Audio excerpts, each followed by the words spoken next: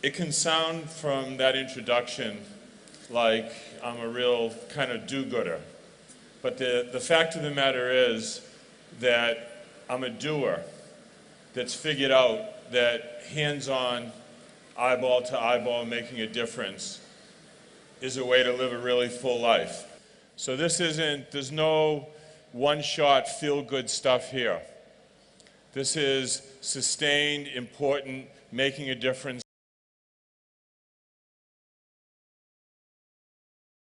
Not charity, because charity cripples people. Charity doesn't make people feel good about themselves, and again, charity isn't sustainable. What I try to do is find ways to help people to help themselves.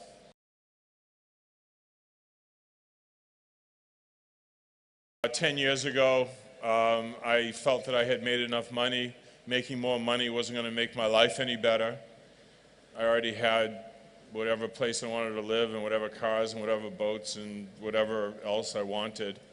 And so at the margin, making more money was not a good use of my time. The return on investment, if you will, wasn't anything like what I thought it could be to go around the world with my family and not just talk about helping people, not just write checks, but actually engage, actually look the people that we're trying to help in the eye and feel their humanity and have them feel ours.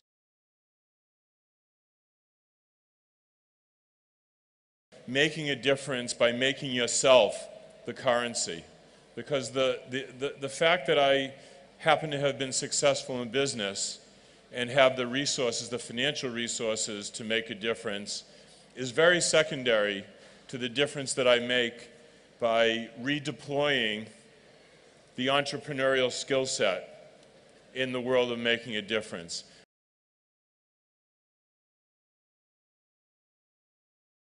Think about this. Who do you think is the world's greatest living leader? Let's say political leader. The world's greatest living leader, the leader who has really walked the talk of leadership by example and strength and purpose. Any suggestion? Nelson Mandela, and that's a suggestion that I would agree with. Who's second on the list if Nelson Mandela is first? Well, Gandhi's, sorry? Well, Obama maybe before the midterm election. I don't know. It was okay, so there's two or three different suggestions of who could be second or third on the list. But my real point is, it's not much of a list. It's not a very long list, is it? And so what I take from that is, we're the list. It's people like us, entrepreneurs, who have the capacity to imagine possibilities, to overcome obstacles, to deal with uncertainty. It's people like us.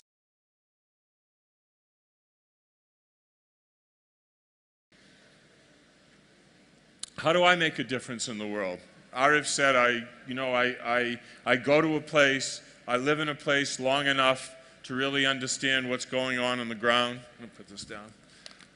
Really understand what's going on the ground. Usually that takes a month or two.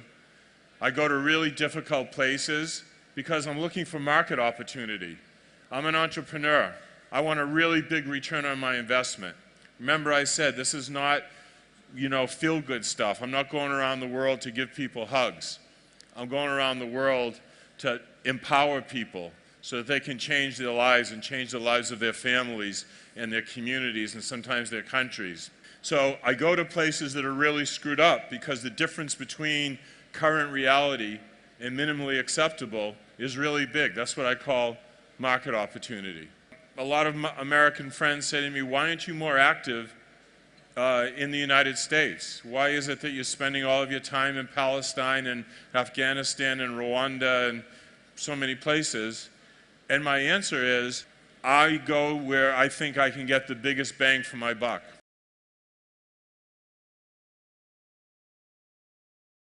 I go to where I can get the biggest return on investment of my money, of my time, and part of my ROI, because remember I said I'm not a do-gooder. I do this stuff, I go around the world and I sleep in tents, and I go to the bathroom in holes in the ground sometimes, and I'm cold, and I'm hungry, and sometimes it's really difficult, and I do all of that because I'm selfish. Let's call it enlightened self-interest, but I say selfish to get your attention because I get to live a full life. I get to learn things and feel things and experience things, and the only reason I ever made money, the only point for me, at least, to making money was so that I could create choices.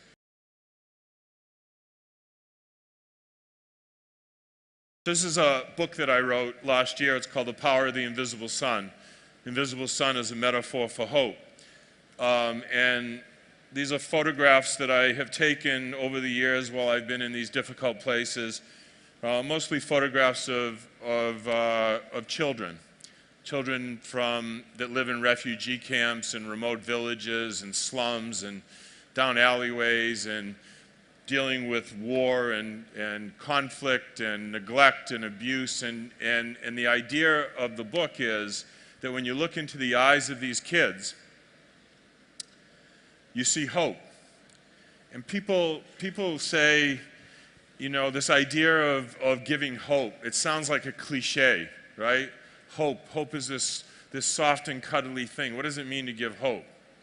And from my experience, and one of the huge takeaways from my time on the road is that hope isn't just this nice, soft thing. Hope is the lifeblood. Hope is strategic.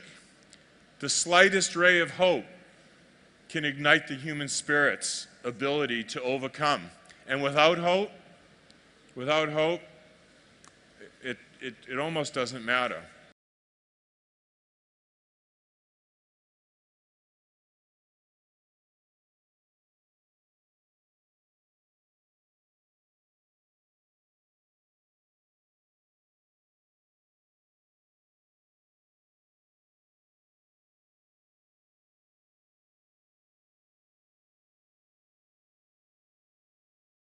There was a quote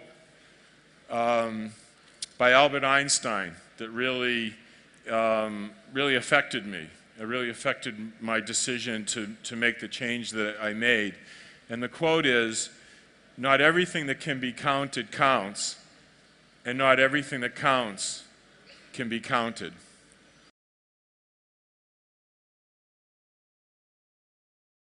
While you can easily find out how many seeds are inside an apple by cutting it open and counting them, you can never know, never ever know, how many apples could come from just one of those seeds. How many trees, even how many orchards. A concrete baby step is one of those seeds.